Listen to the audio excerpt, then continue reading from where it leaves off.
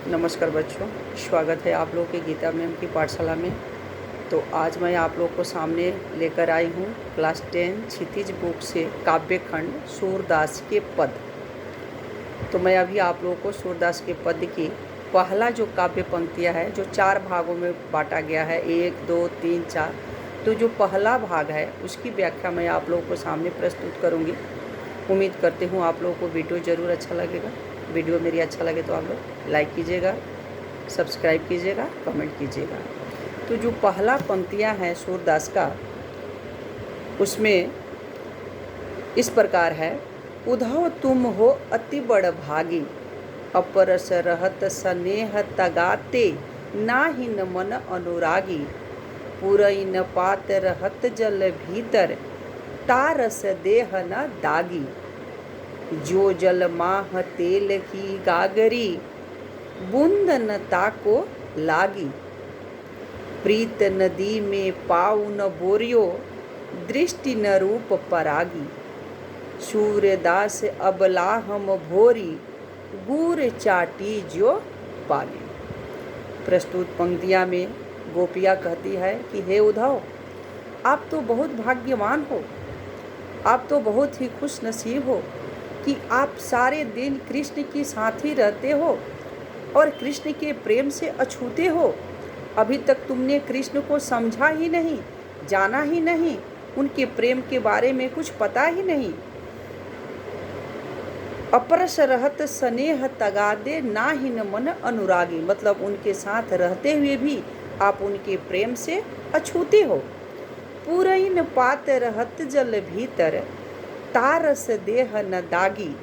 जिस प्रकार अब गोपियाँ किन किन चीज़ों से उदाहरण दे रही है कृष्ण की प्रेम की, कि पुरैन पात रहत जल भीतर, तारस देह न दागी। जिस प्रकार आप लोग कमल को देखे होंगे, कमल कहाँ खिलता है? कीचड़ में, पानी में। लेकिन जो कमल का पत्ते होते हैं, जो कमल के फूल होते हैं, उस पर आप लोग ध्यान से देखिएगा, जहाँ पर खिला हुआ है कीचड़ में या पानी में, उसके पत्ते पर और फूल पर एक बूंद भी पानी टिका हुआ नहीं रहता है, जबकि वो पानी में ही है, पानी में ही खिला हुआ है, लेकिन उसके पत्ते और फूल बिल्कुल पानी से अछूते रहते हैं, उस पर एक बूंद भी पानी टिका हुआ नहीं रहता है।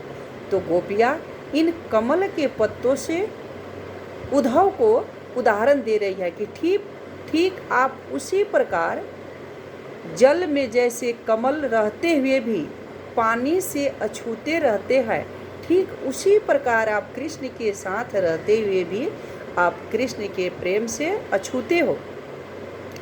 जो जल माह तेल की गागरी, बूंद न ताको लागी। अब दूसरी उदाहरण गोपियाँ किन चीज़ों से दे रही है कि जिस प्रकार गागर में जिस प्रकार गागर में पानी भरा हुआ है, एक गागर पानी भरा हुआ है और उसमें यदि हम एक बूंद ऊपर से तेल, एक ड्रॉप उसमें तेल गिरा देते हैं तो वो तेल पानी में मिक्स नहीं होता है, वो ठीक पानी के ऊपर तैरते रहता है, लेकिन पानी के अंदर कभी मिक्स नहीं होता है। तो दूसरी उदाहरण गोपियाँ किन चीज़ों से दे रही है कि जो जल माह तेल की गागरी, बूंद न ताको लागी। पानी के अंदर रहते हुए भी तेल उसमें मिक्स नहीं हो पाता है, तेल पानी के ऊपर ही तैरते रहता है। प्रीत नदी में पाऊ न बोरियो, दृष्टि न रूप परागी। आप कृष्ण के साथ रहते हुए भी उनके प्रेम से अछूते हो, आपने प्रेम के नदी में पाँव डालकर भी उनके प्रेम से अछूते हो।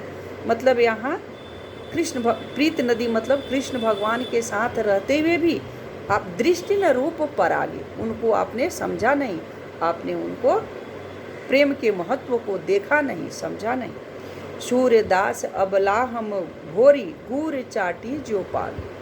हम लोग, अब गोपियाँ अपनी तुलना किस चीज़ से कर रही है? चींटी से कर रही है, गुड़ के ढल्ली से कर रही है।